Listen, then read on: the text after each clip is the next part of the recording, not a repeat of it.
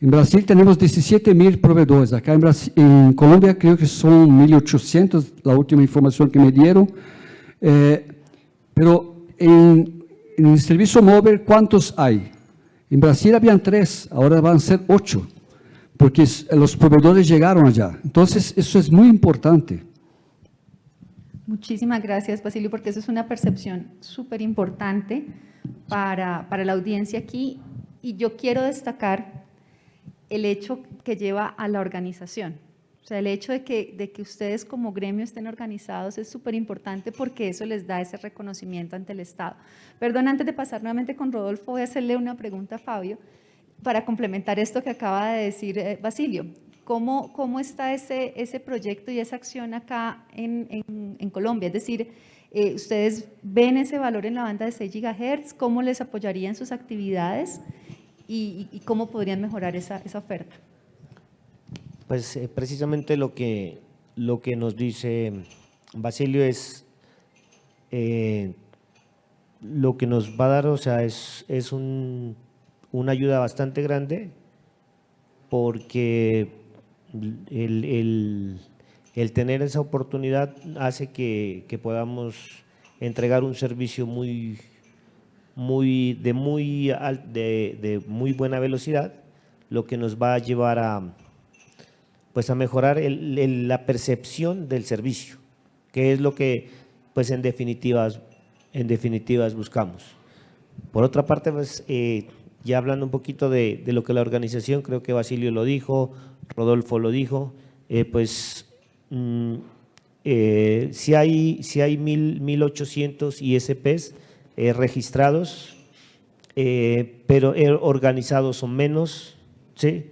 Cuando hablo de organización no es de que no sean empresas buenas, sino que se han olvidado de seguir todos los parámetros pues, que nos exige los entes reguladores y que pensamos que es lo propio y que debemos mostrar más cuántos somos en realidad, porque esos son los registrados, pero hay cantidad de ISPs que están en la ilegalidad y como nos decía Rodolfo, mientras esté en esa parte, en primer lugar no podemos demostrar en realidad lo que estamos haciendo, ¿sí? Ese es un punto súper importante.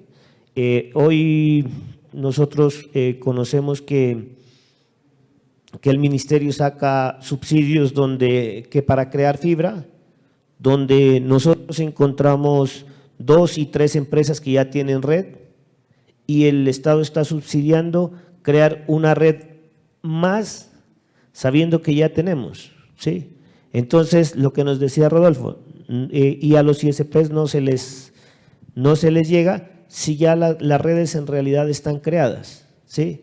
Y los subsidios son para crear redes donde ya estamos, a donde hay 1, 2, 3 redes. Hoy, la verdad, lo que nos falta, y pues es lo que busca NICE, es en realidad organizarnos y demostrar quiénes somos y qué es lo que estamos haciendo, ¿sí? Porque lo que nosotros nos damos cuenta es que los entes como el Ministerio de Comunicaciones, como la CRC, o sea, no saben en realidad que hay todo eso, ¿sí? Y lo que en realidad nos falta de pronto como asociación o como ISPs, mejor dicho, es regularnos y mostrar lo que sí hemos hecho, ¿sí? Para que en primer lugar, pues una cuarta red lo que hace es perjudicarnos porque pues crean otra visión de servicios pues que ya donde ya hay, ¿sí? Y apoyan, o sea, esos proyectos se vuelven en realidad una pérdida de dinero que se la podría aprovechar en realidad donde en realidad sí no hay, aunque pues en el tiempo que yo he logrado andar y conocer las diferentes partes del país, en la mayoría de municipios de Colombia hay una red de acceso de fibra óptica, lo hay, que el Estado no lo sepa, ese es el problema, ¿sí? Y de pronto ese error de nosotros no seguir y no mostrar lo que en realidad hemos hecho, es que es súper grande. O sea, la inversión que han hecho todos los ISPs en el país es súper, súper alta. Aparte de que se la ha hecho con esfuerzos personales. O sea, todas las ISPs hacen esfuerzos, ¿sí? De una u otra manera, en algunas partes de pronto no sean las mejores prácticas, pero son partes donde también es súper difícil hacer una construcción de fibra óptica para entregar 5 servicios, 10 servicios, o sea, eso para ninguna empresa es viable. O sea, la verdad es algo más, como nos decía Oscar, es social, ¿sí? No es otra cosa. Muy importante eso, y yo creo que aquí en este panel, cada una de las personas que estamos aquí sentadas, comprendemos ese rol que ustedes están jugando y estamos dispuestos a apoyarlos. Basilio y Rodolfo con la experiencia internacional, porque ya digamos que estas organizaciones están muy establecidas, pero hay muchísimos ejemplos, en Estados Unidos la WISPA, en Sudáfrica la WAPA, o sea, yo creo que Colombia, y aquí también lo digo un poco de manera personal, en la experiencia que tuve trabajando con el sector público, la voz de los ISPs no se escucha. Y yo creo que es entendible porque muchas personas están en su día a día, trabajando en su red, atendiendo a sus clientes, y poder participar en los aspectos regulatorios e en la interfaz con las autoridades es difícil, pero es muy importante que lo hagan. No solo por ustedes, sino por los que no están conectados. Hay una pregunta que le tengo a Rodolfo. Él habla de que el Estado no da las garantías de acceso a dinero.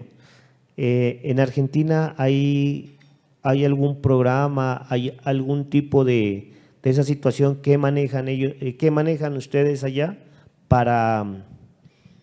de parte del Estado para poder hacer esas inversiones? Porque la realidad, vuelvo y lo repito, o sea, los ISPs acá es tocarse ese poquito de dinero que ganan y volverlo a reinvertir. O sea, se ganan, hacen todo el esfuerzo en ganar algo, pero en realidad lo que la mayoría de ISPs lo que hace es volver a coger esa plata que se logró ganar y volver a seguir construyendo.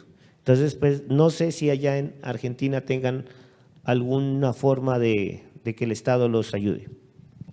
Bien, arranco por ahí porque se me va olvidando, son muchos los comentarios. Adelante. Sí, mira, en Argentina se está apoyando a los ISPs de forma directa, dándole fondos desde un fondo de subsidio universal para que vaya a proyectos para que puedan construir redes. No sé si es la mejor opción.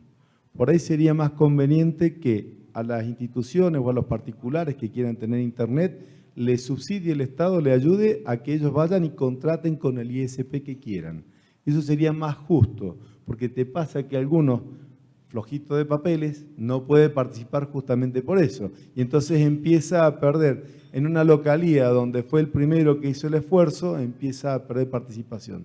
Por eso también es importante regularizar. Por otro lado, se presta más para la corrupción. Digamos, es complicado, pero es interesante el modelo, ¿no?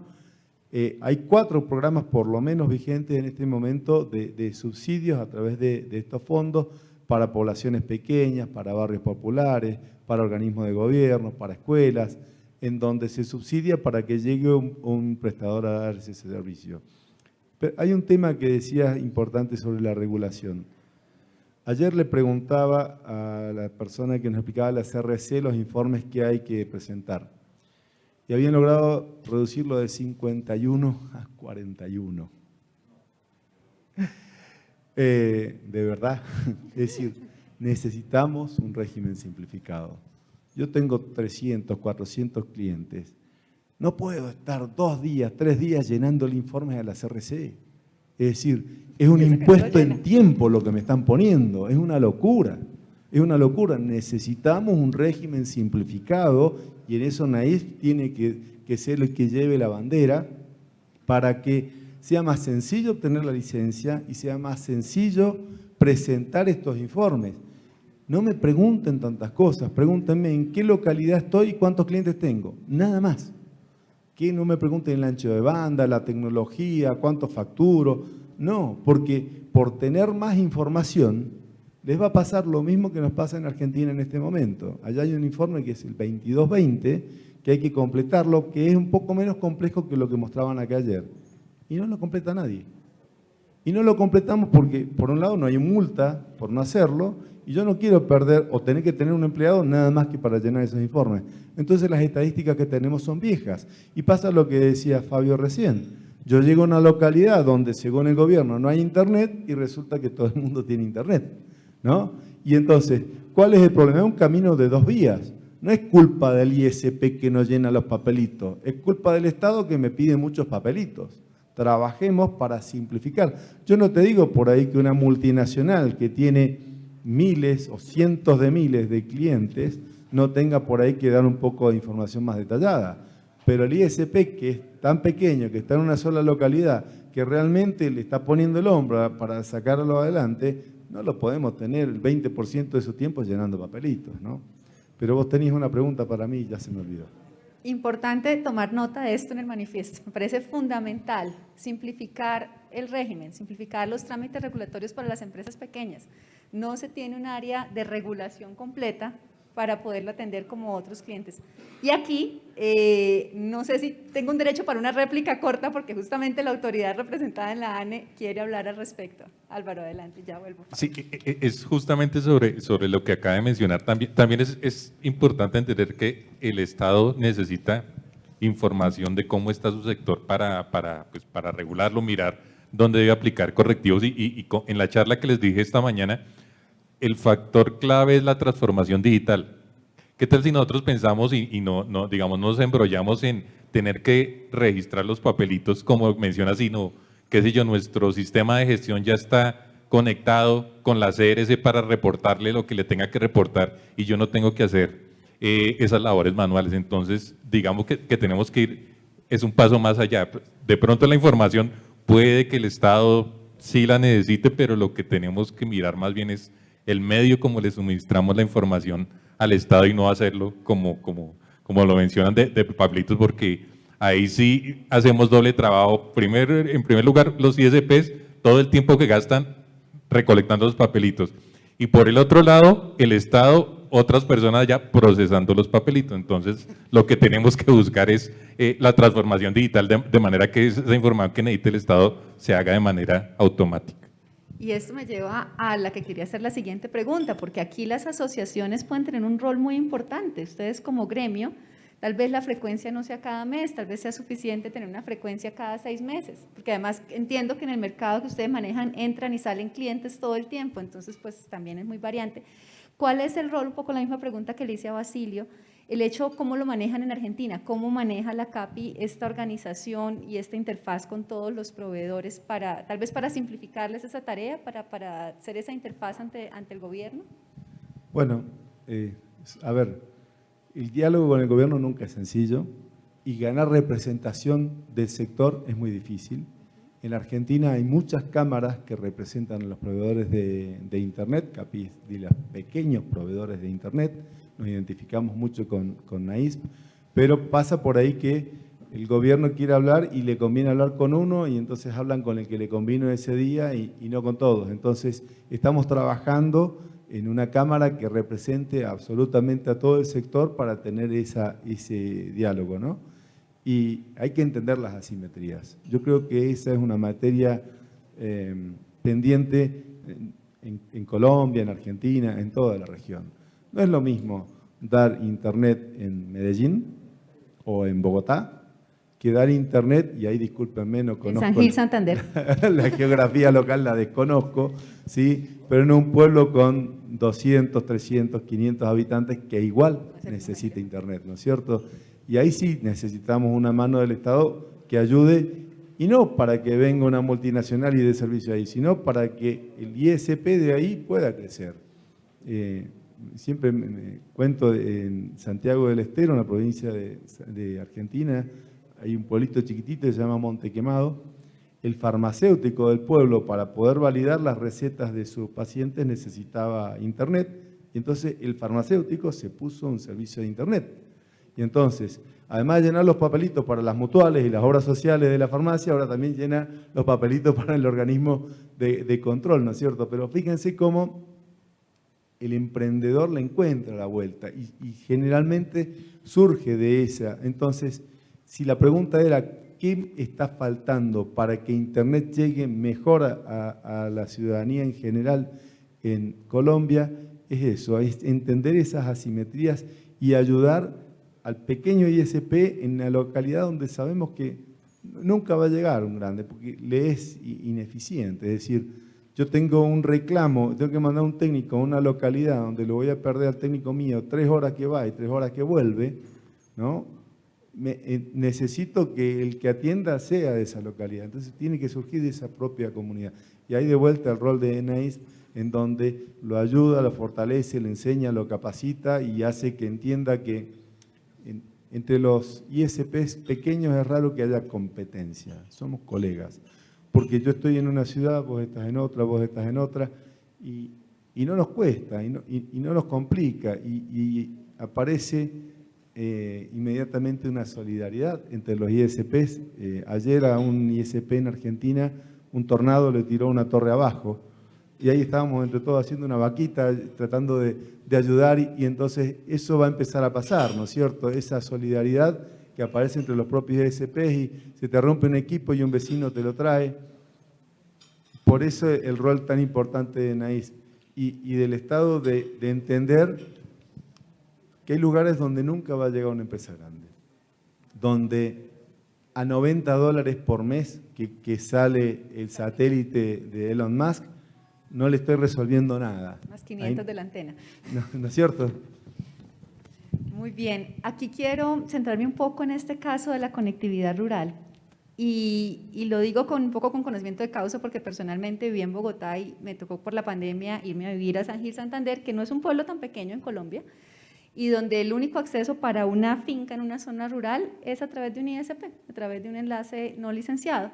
Y cuando uno empieza a ver, la oferta no es bastante. Lo que sí está pasando es que cuando ya se crea mercado, llegan las empresas grandes con propuestas que son capaces de mantener bajando costos, y ahí es donde justamente ustedes también tienen ese reto de la calidad. Voy a enfocarme un poco en ese tema rural y quisiera preguntarles, esta es una pregunta abierta, porque es que ahí es donde el único modo de acceso en esas zonas rurales es el espectro. Y ese único espectro que se puede usar hoy en día es el espectro sin licencia, porque los ISP no tienen acceso a un espectro licenciado con el cual puedan ofrecer redes exclusivas. Quisiera preguntarles ahí sobre este tema, tal vez empiezo con Álvaro si me permiten y es abierta a los demás para complementar. ¿Qué se está haciendo en Colombia para lograr fortalecer esa oferta en cuanto a espectro no licenciado? Pues, Marta, justamente la ANE en todo su plan, esta mañana hablábamos con el auditorio de la política de espectro, que se está centrando justamente es en el beneficio social, ya no busca el Estado ser un Estado recaudador, sino retribuirle y utilizar el espectro como una fuente de prestar esos servicios y que la gente obtenga ese beneficio que necesita de conectividad. Entonces, para ese efecto, nosotros como Agencia Nacional del Espectro, pues hemos identificado las bandas de uso libre que pues también les he mencionado, estamos trabajando en la banda de 6 GHz, pero también estamos buscando otros medios y eso tiene que ver ya con el modelo de gestión del espectro que también estamos lanzando, de buscar medios alternativos para que se pueda acceder al espectro, como lo menciona Marta. Los grandes operadores les interesa prestar el servicio donde hay una buena retribución económica y ese espectro que tienen ellos pues queda, si me permite la palabra, desperdiciado en las zonas rurales. En las zonas rurales, al tener ellos el uso exclusivo de espectro, nadie lo utiliza y en consecuencia nadie le presta el servicio a la población apartada. Pero ¿qué pasaría si por ejemplo ese espectro que tienen los grandes operadores fuera en algunos de estos mecanismos de los que hablamos esta mañana, de mecanismos de dinámicos de acceso al espectro, los mismos operadores, los mismos prestadores de IS pudieran acceder a ese espectro para prestar el servicio mientras o durante un tiempo si al operador grande no le interesa llegar allá, esa sería una gran solución para llegar a la gente. Adicionalmente, estos otros gamas de espectro estamos siempre explorando, hablábamos también de los espacios en blanco, que les reitero, me decían que es costoso, pero ya se están mirando otras características técnicas de los espacios en blanco que lo puede hacer incluso más atractivo. Hablábamos y esta mañana me hacían la observación de que solo tenía un ancho de banda muy angosto. En primer lugar, ese ancho de banda angosto, pues puede ser la gran diferencia para que un niño en una escuela reciba sus tareas, pero también ya se está explorando cómo hacer para optimizar y mejorar esos anchos de banda que se pueden tener de los espacios en blanco. Entonces, aquí el mensaje es, nosotros estamos trabajando en identificar más espectro para llegar a las zonas rurales, porque como también les mencionaba, es un objetivo del gobierno cerrar esa brecha digital, justamente para evitar esa desigualdad que existe entre quienes estamos en las ciudades y quienes están en las zonas rurales, que deben tener los mismos derechos que tenemos nosotros. Bueno, ojalá estas iniciativas se concreten, y aquí también aprovecho para decir, ojalá la decisión sobre la banda de 6 GHz se tome en Colombia. No sé si alguien quiere complementar al respecto con eso. Yo quería hablar un poco sobre el uso de espectro también, pero yo quería complementar lo que dijo sobre la regulatoria. Eso es muy importante. El suceso que tienen los ISPs en Brasil es debido a la asimetría regulatoria, la simplificación para obtener licencias.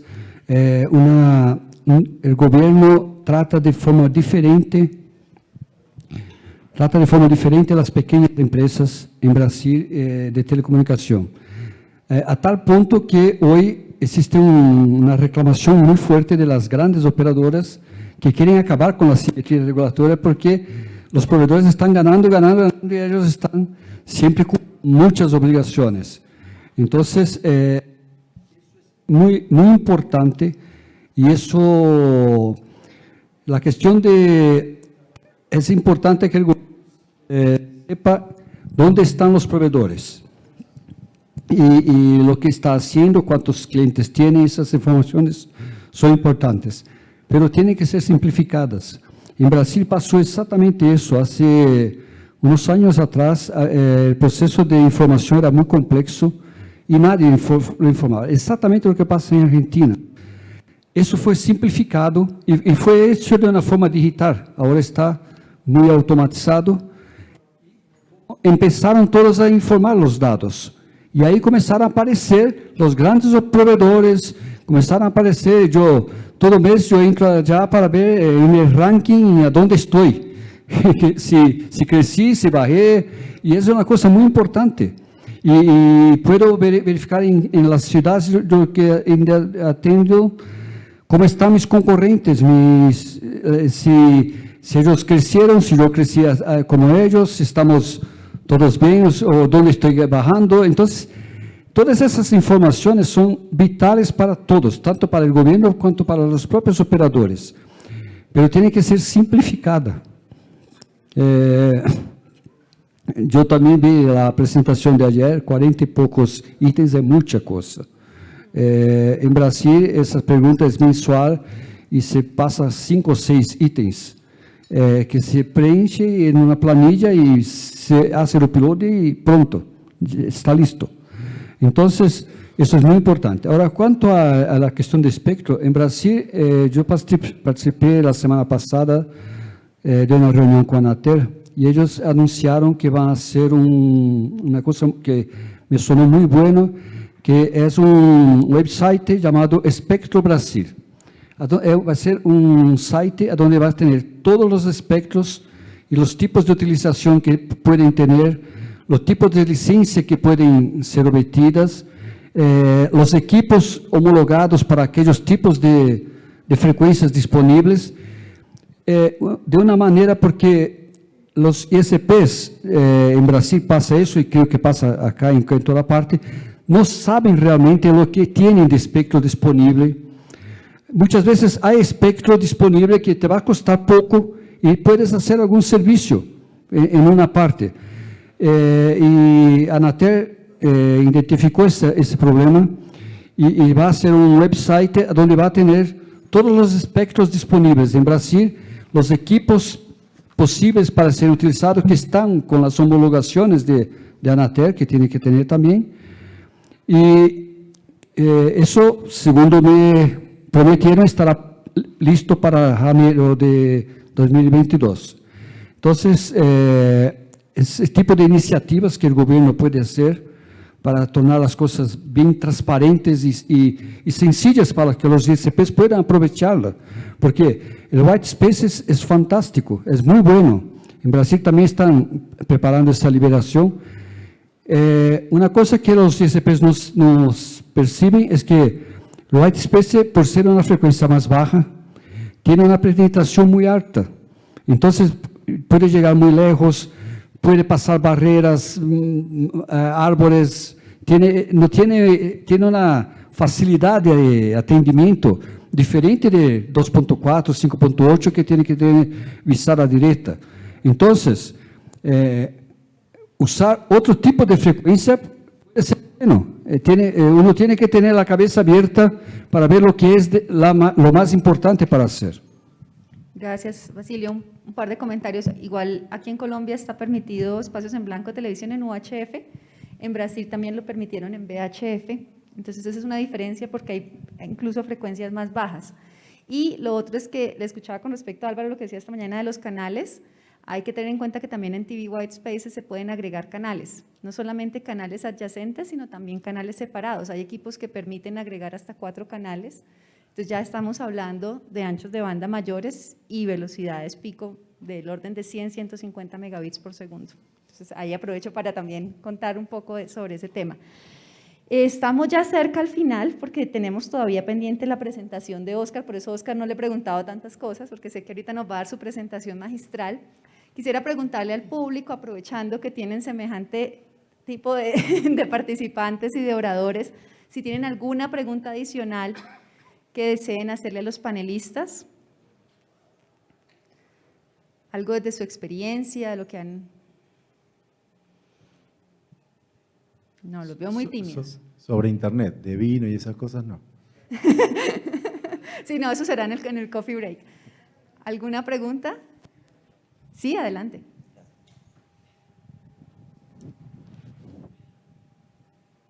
Gracias, buenas tardes. Mi nombre es Dari Barrera, vengo de FS SAS, una empresa ISP en el departamento de Boyacá. Pues lamentando que el ministerio no nos haya hecho llegar su presencia con un delegado. De pronto sí preguntarle a Basilio o a Rodolfo, ¿cómo ven ustedes en Brasil y en Argentina la colaboración del gobierno en cuanto a qué ocurre aquí en Colombia? El gobierno genera contribuciones, genera subsidios, pero todo lo sacan a contratación por la ley normalita de contratación, ley 80 de contratación, donde solamente pueden participar los grandes operadores y en el 99% de los casos son operadores de telefonía móvil o que tienen alianzas con telefonía satelital o con accesos satelitales para poder llegar a zonas rurales.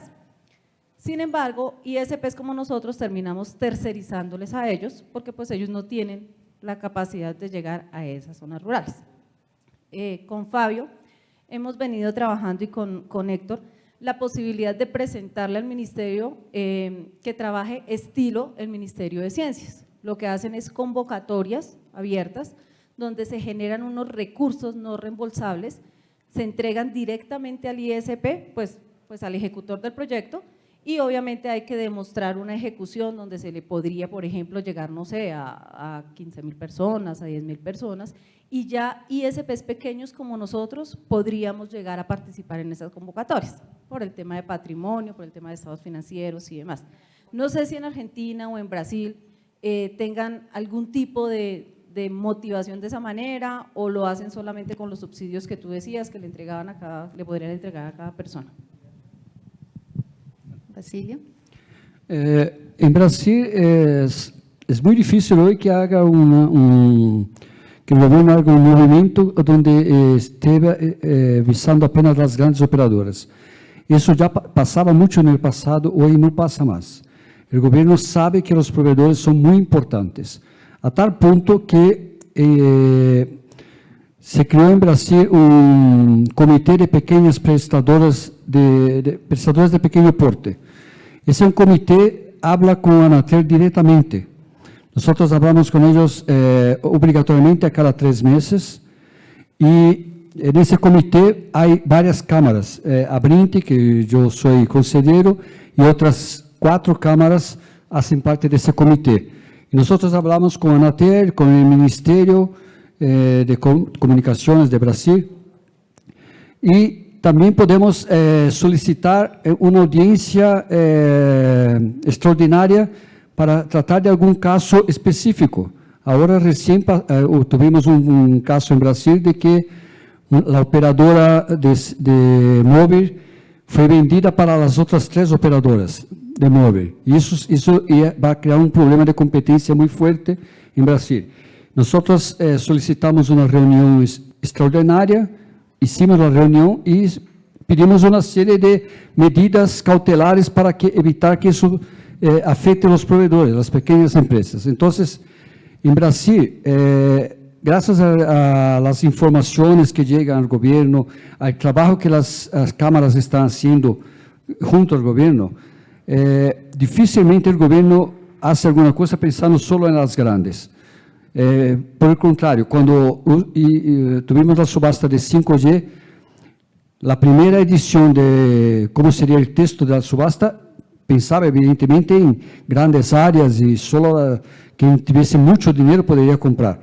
Pero nosotros trabajamos mucho durante esa subasta y conseguimos colocar espectros de forma regional por Brasil. Queríamos que fueran por ciudad, pero no nos atendieron. Pero hicieron regiones relativamente grandes, pero que ya permitían que empresas menores pudiesen participar.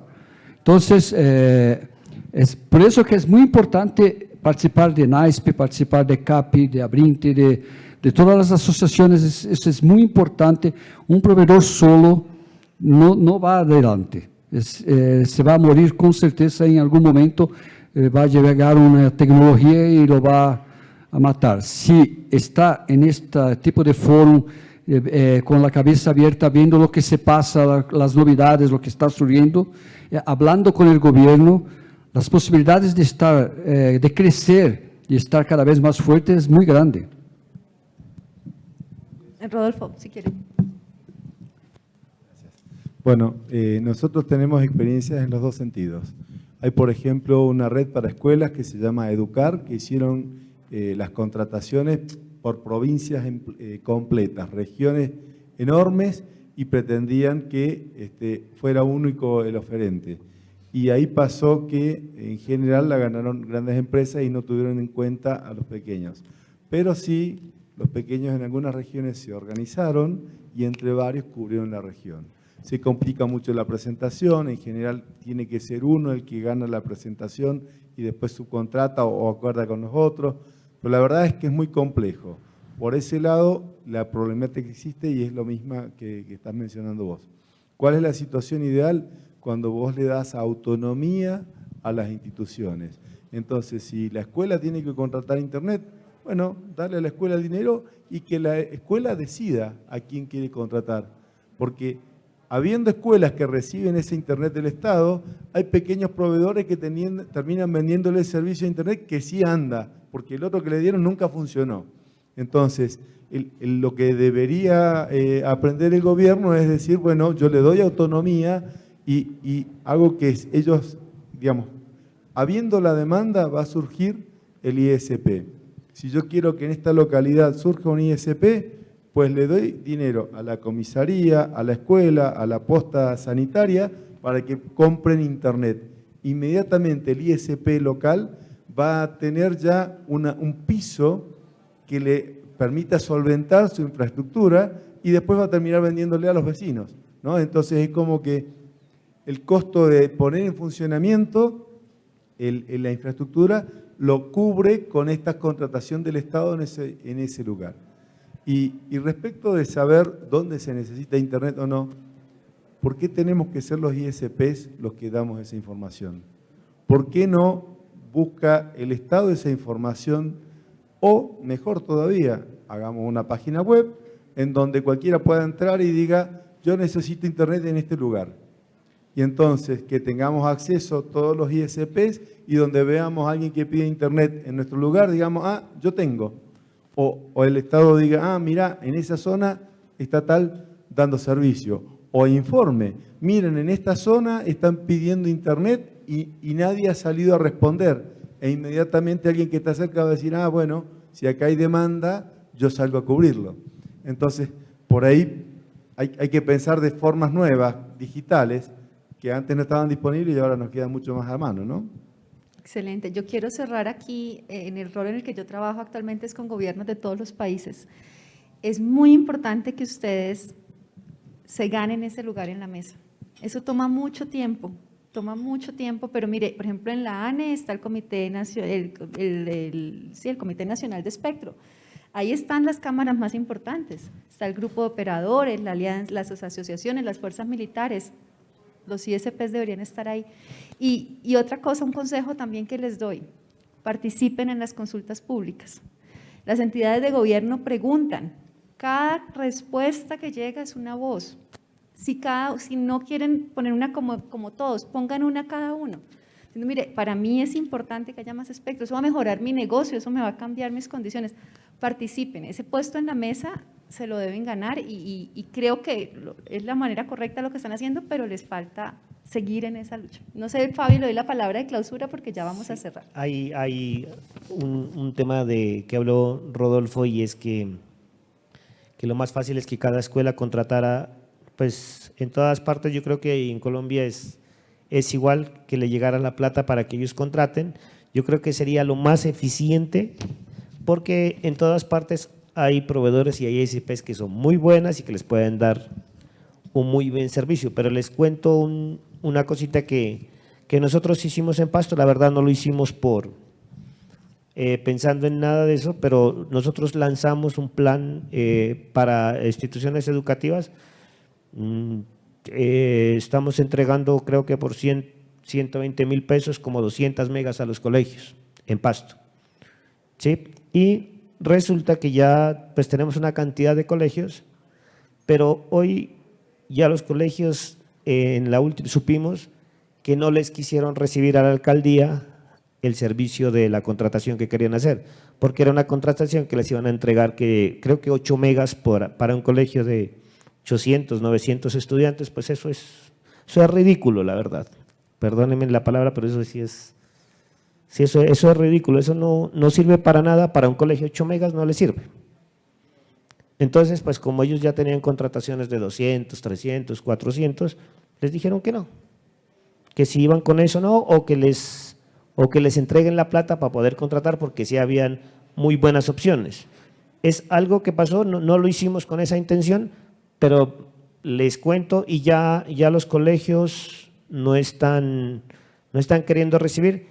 Está mirando el municipio la posibilidad de girarles esa plata a las instituciones educativas, pues porque pues como Pasto es una unidad descentralizada, obviamente no son más de unos 80, 90 instituciones educativas, pero ya los rectores se reunieron y dijeron que no iban a permitir eso.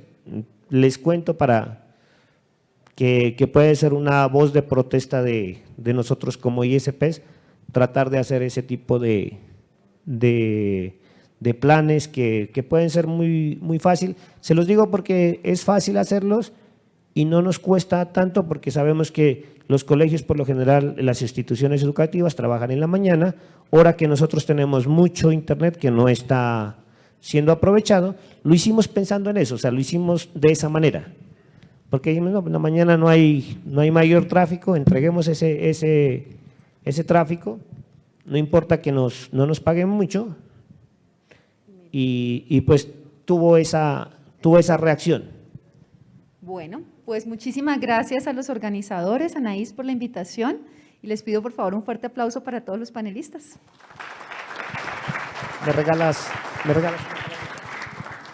me regalas lo último. De todas maneras, o sea, como presidente de la asociación, pues un agradecimiento muy grande a Héctor que se dedicó a organizar este evento. Es incansable, yo creo que estos días está sin dormir, ha estado trabajando, entonces yo personalmente te agradezco, Héctor, porque este evento no es un evento para venir, en realidad no es para venir a mirar qué compramos, es para venir a aprender qué hacemos, ¿sí? Excelente. Les agradecemos a Basilio por habernos acompañado, traernos las experiencias de Brasil, o sea, súper importante para nosotros. Yo creo que lo más es empezar a conocer, como decía Basilio ayer, lo que en los otros países se está haciendo bien, para traerlo a nosotros, y nosotros también mostrarles lo que nosotros estamos haciendo bien, que lo lleven y lo lleven a su país. Gracias, Oscar, también por acompañarnos. Yo creo, yo les decía y siempre les digo, compañeros, tengan su numeración propia, no podemos seguir detrás de las otras empresas porque no nos van a conocer. Se lo digo como experiencia personal, si nosotros no tenemos nuestro propio ASN, nuestros propios recursos numéricos, no somos nadie en el Internet como ISPs, ¿sí?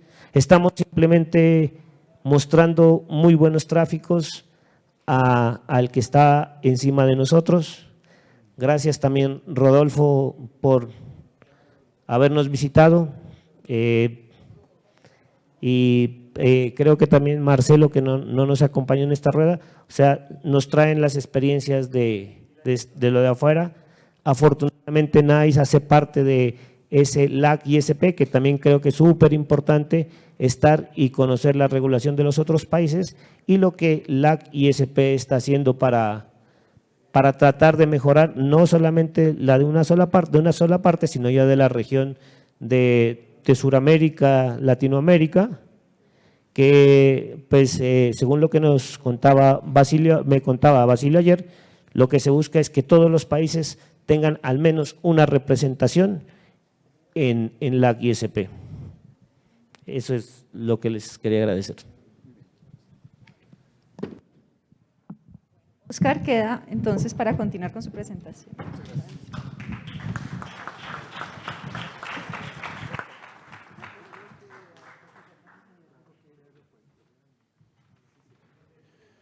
Muchas gracias a todos los panelistas. Y como ya lo mencionaban, entonces los dejamos con el director ejecutivo de LACNIC Uruguay, el señor Oscar Robles. Muchas gracias. ¿Me pueden comentar qué tanto tiempo tenemos para no abusar de la agenda? 2 horas, solo 2 horas. 30 minutos, no, está perfecto. Buenísimo. Bueno, tengo una presentación, si me ayudan. Excelente. Fantástico. Si me ayudan a proyectarla. Pero más que presentarles todos estos slides, todos estos filminas, me gustaría que si tienen alguna pregunta en cualquier momento, por favor, interrúmpanme. Tratemos pues de atender mejor las dudas que ustedes tengan, más que el chorro mareador que yo les pueda tirar, ¿no? Entonces, viene. Uy, perdón, no era esta. Terrible, perdón. No era esta. Déjenme entonces, ¿qué hacemos? Sí. Bueno, esto justamente va orientado hacia ustedes.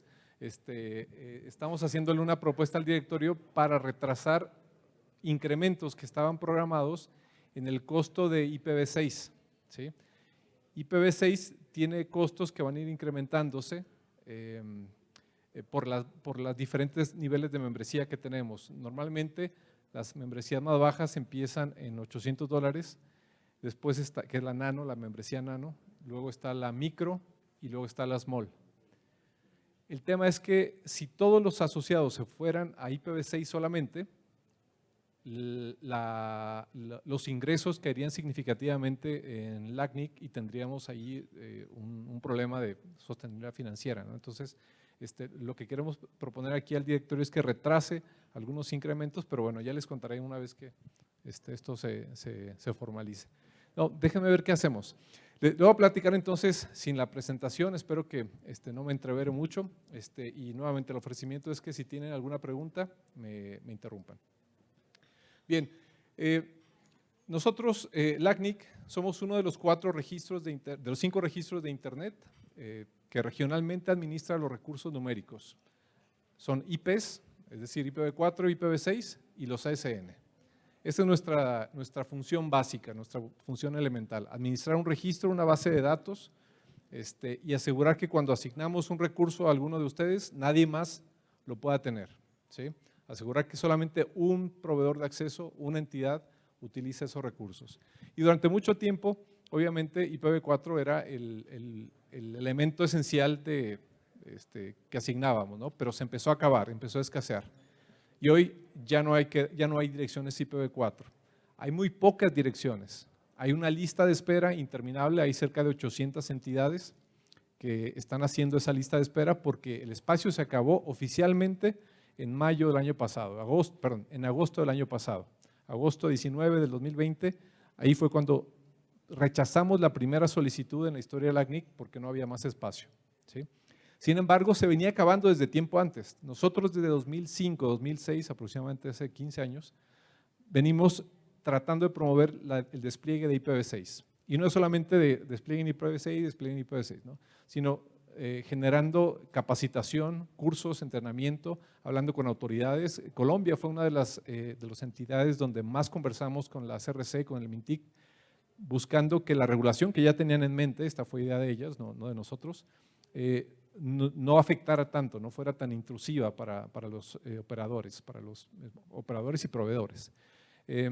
Y nuestra labor pues es no solamente acercarles a ustedes conocimiento y cursos técnicos pues para que desplieguen IPv6, sino también por otro lado con las autoridades para que las regulaciones no resulten tan onerosas en este sentido. A veces obviamente no nos hacen caso, ¿no? Si ya tienen alguna regulación, a veces no nos ponen mucha atención. Pero bueno, regresando entonces al tema de los recursos. Desde 2005 que nosotros tenemos este esfuerzo de despliegue de IPv6, hemos intentado pues que los ISPs estén listos para cuando se fueran a acabar los recursos. Los recursos se fueron acabando desde 2011 y la comunidad es quien define las reglas de cómo se asignan esos recursos que van quedando. Entonces la comunidad definió la regla de que una vez que se empezaran ciertas fases, que hubiera cierto umbral de direcciones que quedaran, se iban a asignar cada vez más poquitas, cada vez más poquitas, cada vez más poquitas. Y de pronto una de las reglas era que quien ya tenía direcciones ya no podía recibir más, ¿sí? Me pareció una regla bastante apropiada porque bueno, si ya había recibido 3, 4 asignaciones en el pasado, no era muy justo como que en un periodo de escasez recibieras adicionalmente más direcciones.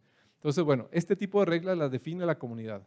Si ustedes de pronto les preocupan las reglas bajo las cuales asignamos las direcciones, bueno, les tengo noticias, no las defino yo, no las define mi directorio, mi junta directiva, no las define mi staff, las definen ustedes, la comunidad. Y de hecho nosotros somos los únicos que no tenemos vela en el entierro para definir las reglas. Nosotros como staff somos los únicos que no podemos participar en esa definición.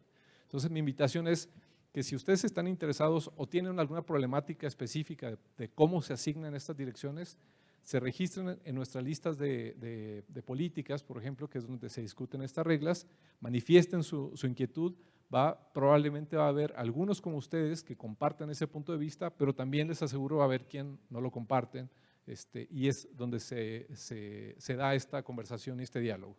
Eventualmente encontraremos alguna solución.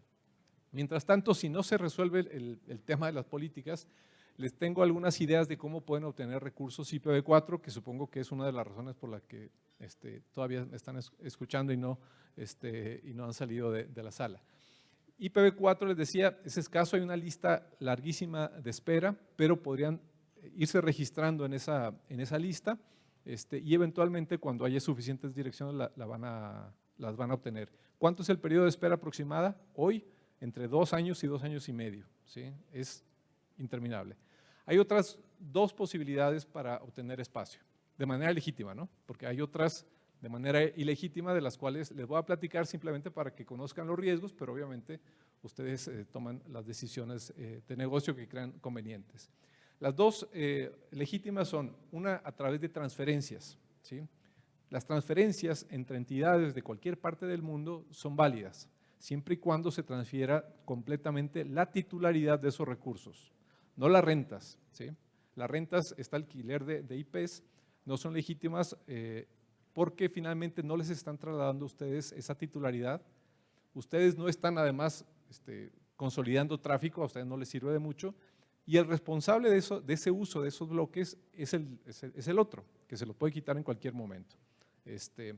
Aparte, en las reglas no está aprobado ese mecanismo de transferencia. ¿Por qué? Porque en teoría hay un tipo, una entidad, o tipa, ¿no? Independientemente de que sea una entidad, que tiene direcciones ociosas y que está haciendo negocio solamente en la renta, no está dando un servicio de acceso, un servicio de tecnología, simplemente está haciendo un negocio financiero de renta, ¿sí? Eso no está permitido. Con lo cual, si nosotros tenemos evidencia de que hay una renta de direcciones, nosotros podemos retirar ese espacio. Regresando a lo que sí se permite, la transferencia completa de la titularidad de direcciones, hay formas en que se pueden hacer, pero siempre se requiere de un tercero confiable, ¿sí? Ese tercero confiable, los gringos le llaman el el money escrow, ¿sí? O el intermediario, o el IP broker, que tienen que tener esa relación con el que tiene las direcciones IP que las quiere ceder, obviamente bajo el pago de algún arreglo con el que llegue con ustedes, y ustedes que quieren pagar que están dispuestos a pagar ese monto y que quieren recibir esas direcciones. Nosotros estamos por fuera simplemente para validar que quien va a recibir esas direcciones realmente necesita esas direcciones, y una vez que el que transfiere la titularidad autoriza esa transferencia, nosotros podemos validar que la reciba a quien nosotros le hicimos el análisis inicial, ¿no? El proceso puede ser quizá un poco más detallado, pero con gusto, si entran a la página del ACNIC, ahí está el proceso de transferencia, o envíenme un correo con todo gusto, oscar@lacnic.net, y les puedo dar más detalles o ponerlos en contacto con el gerente de servicios para que los guíe paso a paso en esta transferencia. ¿Cuánto cuestan estas transferencias? Bueno, estas transferencias nosotros cobramos lo mismo que se cobraría por una asignación inicial, ¿sí? Sin embargo, en el mercado secundario, o sea, cuando ustedes van a hacer esta negociación con el que hoy tiene las direcciones, él les va a cobrar un monto que él define. Nosotros no tenemos injerencia en esa transferencia, porque ya las direcciones las tiene él, ¿sí? Antes, cuando nosotros teníamos todas, bueno, pues era un monto de $800 anuales, y con eso recibían, $200, y con eso recibían 255, o $2,000, y con eso recibían 1,024 direcciones, ¿no? Eso hoy es adicional al acuerdo que tengan con estas partes privadas, con estas entidades privadas.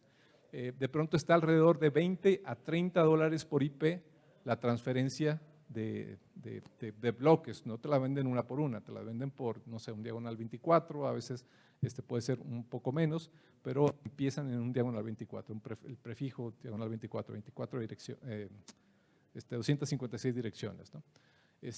Entonces, esa es una de las formas de obtener todavía direcciones, es una manera legítima de obtener direcciones, y como les decía, si tienen alguna duda específica, les puedo ayudar a resolverla más concretamente.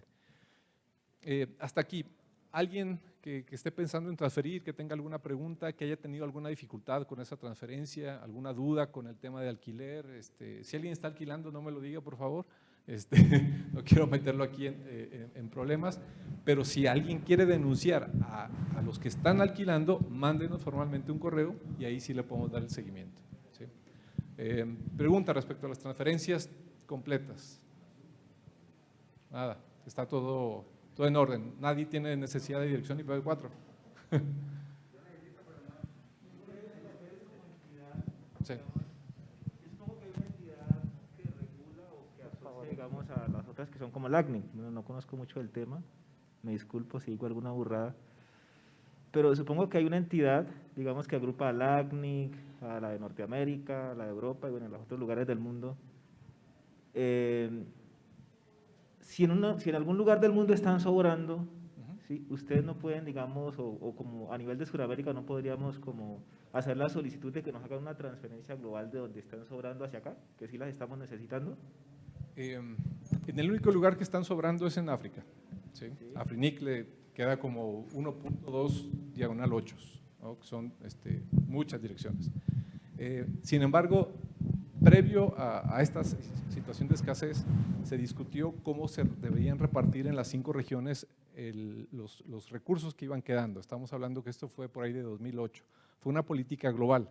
Además de estas políticas regionales, de las que platicamos, que la define ustedes, la comunidad, hay una instancia donde se definen políticas globales, que ese espacio, que más o menos lo que tú imaginabas, es en ICANN, es una corporación que supervisa más bien las funciones de nombres de dominio, pero también tiene un espacio para discutir políticas globales para números.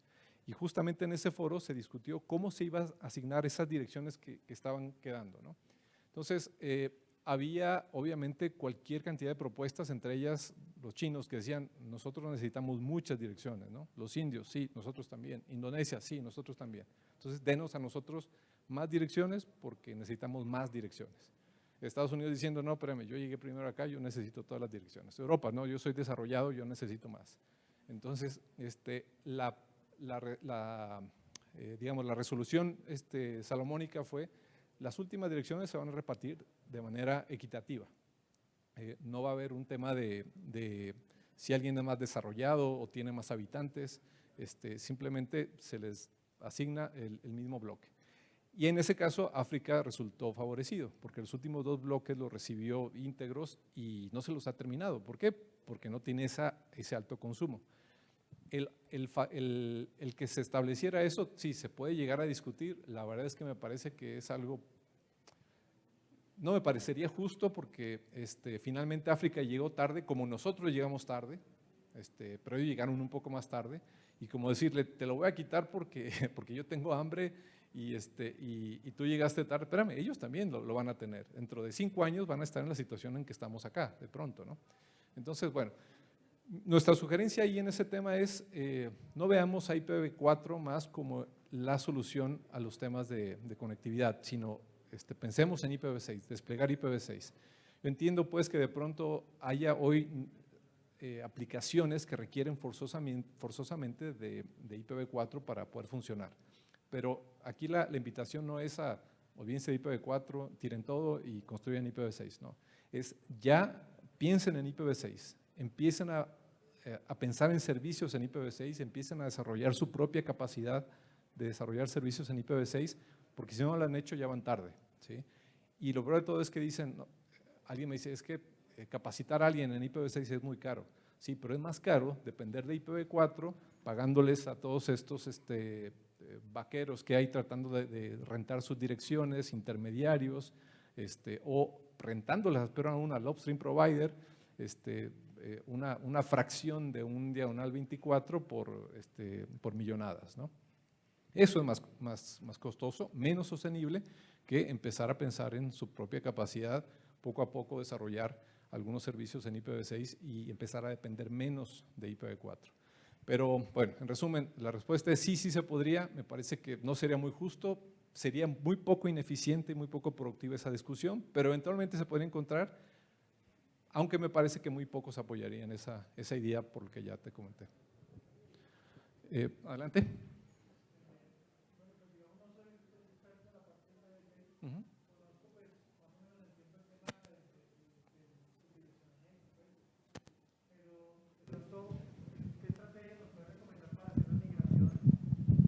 IPv4 y IPv6. ¿Que se puede repetir la pregunta para que...? Sí, bueno, ya. Sí, quería ver pues más o menos como qué estrategia nos puedes recomendar para hacer la migración más óptimamente de IPv4 a IPv6? Pues digamos, yo tengo varias dudas, y es de que el IPv6 ya es una conexión 1 a 1, o sea, todos tenemos ya IPs públicas, es decir, mi computador ya se vuelve vulnerable a Internet.